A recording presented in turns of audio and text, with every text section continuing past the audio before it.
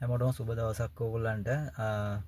ලංකාවේ ඉඳලා වෙන රටකට යන්න බලාපොරොත්තුෙන් ඉන්න අයටත් ඒ වගේම මෑත කාලේ ළඟදී ලංකාවෙන් පිට රටකට ගිය කෙනෙක් නම් ඔයාට ඉතාම වැදගත් වෙන දෙයක් තමයි මම මේ කියන්න හදන්නේ.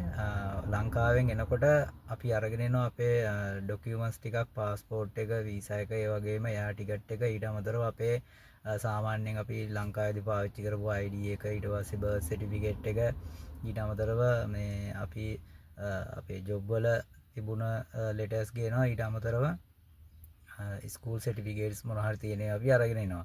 හැබැයි මේ ගේද්දී අපි ගොඩක් වෙලාවට මේ අනිත් ඩොකියුමන්ට්ස් ඔක්කොම ටික චෙක් කරනවා. චෙක් කරාට අමතක වෙන ප්‍රධානම දෙයක් තමයි ඩ්‍රයිවිං ලයිසන් එක. ඩ්‍රයිවිං ලයිසන් එක අමතක වෙන්න හේතුව තමයි යෝක අපි පර්ස් එකේ දාගෙන ඉන්නවා. ආයෙ චෙක් කරන්න දෙයක්වත් නැහැ, බලන්න දෙයක්වත් නැහැ කියලා හිතාගෙන ඕකෙම සාක්කුවේ දාගෙන මේ ඕගොල්ලෝ එනවා. හැබැයි ඇවිල්ලා මේ රටකට ආවට පස්සේ කියන්නේ ලංකාවෙන් ඕගොල්ලෝ පිටත් වෙලා වෙන රටකට ඔය ඇතුළු වුණාට පස්සේ ඔයාට වැදගත්ම වෙන ඩොකියුමන්ට්ස් ටිකෙන් ප්‍රධානම එකක් තමයි මේ ඩ්‍රයිවිං ලයිසන් එක. ඔයා ඩ්‍රයිවිං ලයිසන් එක ඒ අදාළ රටට කන්වර්ට් කරගන්න ගියාම ඒකෙදි සමහරවිට ප්‍රශ්න එනවා. ඔයාගේ නම අනිත් තියෙන ඒකේ විස්තර හරියට චෙක් කරගෙන ආවේ නැත්නම් ඒකේ ලොකු ප්‍රශ්නයක් වෙන්න පුළුවන්. මොකද හදාගන්න ගියාමත් මේකට සෑහෙන කාලයක් යනවා. ගොඩක් වෙලාවට එන්නේ සෑහෙන රස්සියාදුවක් වෙන්න වෙනවා ඒක හරියට චෙක් කරන් ආවේ නැත්තම්.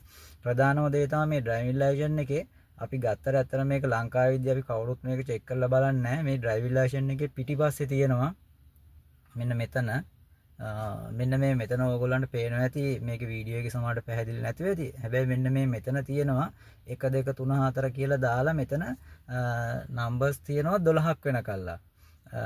මේ 12න් මට 6 කියන්නේ නම්බර් 6 කියන එක නම් හොයාගන්න නෑ මේකේ. මොකද මේ තියෙන පේලිය print වෙලත් නෑ මේ නම්බරේ 6 කියන නම්බර් එක. බලන්න ඕගොල්ලන්ගේ ලයිසන් එකේ එහෙම තියනවද කියලා. මේ මෙතන තියෙනවා පළවෙනිම එක තමයි ඔයාගේ surname එක. ඊට පස්සේ දෙවෙනි එකට තියෙන්නේ other name කියලා. ඊට පස්සේ තියෙනවා තුන්වෙනි එක date of birth එක තියෙනවා. ඊට පස්සේ මේ විදිහට විස්තර වගේක් දාලා තියෙනවා. මේකේ 4 තියෙනවා A B C D කියලා. ඊට පස්සේ 5 තියෙනවා. 6 නැහැ. 7 8 9 10 11 12 කියලා මේකේ මේ මෙතන මේ නම්බර්ස් වගේක් දාලා විස්තරයක් දාලා තියෙනවා මෙන්න මෙතන. හරිද? මෙන්න මේ විස්තරේ ඉස්සලාම බලන්න මොනවද තියෙන්නේ කියලා. ඊට අමතරව මේකේ මේ විස්තර ටික සම්පූර්ණව මෙන්න මේ විදිහට මේ ඩ්‍රයිවිං ලයිසන් එකේ පිටිපස්සේ මේ ඉස්සරහ ටිකේ මේ විස්තර ටික ඔක්කොම මේකේ දාලා තියෙනවා. මොනවද තියෙන්නේ කියන එක. ඒ කියන්නේ 1 කියන්නේ මොකක්ද, 2 කියන්නේ මොකක්ද, 3 මොකක්ද, මේ විදිහට මේකේ විස්තර ටික දාලා තියෙනවා. මේකේ වැදගත්ම දේ තමයි ඔයාගේ මෙන්න මේ නම මේ ඩ්‍රයිවිං ලයිසන් එකේ පිටිපස්සේ මේ දාලා තියෙන මේ චිප් එකත් එක්ක පහලින් තියෙන විස්තර ටිකේ තියෙන 1 2 කියන දෙකට මැච් වෙන්න ඕන. ඒ කියන්නේ ඔයාගේ මේකේ 1 තියෙන්නේ surname එක, 2 තියෙන්නේ other name. බැරි වෙලාවත් ඔයාගේ නම චෙක් කරලා බලන්න. සාමාන්‍යයෙන් ලංකාවේ නම ලියනකොට සමහර අයගේ නම තියෙනවා මේ වාසගම කියන එක අන්තිමට එන්නේ. එතකොට අපි මේක බලන්නේ නැතුව ඒ විදිහටම අපි නම print කරන්න කියලා අපි මේක මේ ඩොකියුමන්ට් එක දෙනකොට අපි දෙන්නේ. හැබැයි එතකොට RMV එකකින් මේක මේ ලයිසන් එක මේ print වෙනකොට print වෙන්නේත් අපි නම ලියලා දුන්න විදිහට. හැබැයි පිටිපස්සේ තියෙන්නේ ඔයාගේ number 1 වෙන්න ඕන surname එක කියලා. ප්‍රශ්නේ තියෙන්නේ මේක ලංකාවේදී කොහේදීවත් අපිට ප්‍රශ්නයක් නෙමෙයි. මේක චෙක් වෙන්නෙත් නෑ, මේක බලන්නෙත් නෑ. මේකේ තියෙන්නේ මොනවද කියලාවත් අපි ඇත්තටම ගොඩාක් වෙලාවට මේකේ තියෙන මේ 1 2 3 4 5 කියලා දාලා තියෙන මොනවද කියලා මං හිතන්නේ බලලා තියෙනවද කියලා ගොඩක් අය. මේකේ මේ තියෙන හැම නම්බර එකක්ම මෙතන විස්තර කරලා තියෙනවා මේ කාඩ් එකේ ඉස්සරහයි පිටිපස්සේ දෙකේම.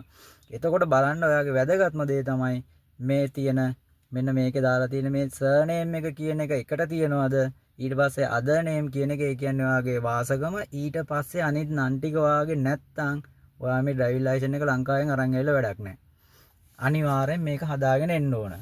එහෙම ආවේ නැත්තම් ඔයාව ලොකු ප්‍රශ්නයකට වැටෙනවා. මොකද ඇත්තටම එහෙම ප්‍රශ්නයකට මටත් මුහුණ දෙන්න වුණා. පස්සේ සෑහෙන අමාරුවේ මේක හදාගත්තේ. හදන විදියත් මම වෙන වීඩියෝ එකකින් කියන්නම් ඔයගොල්ලන්ට.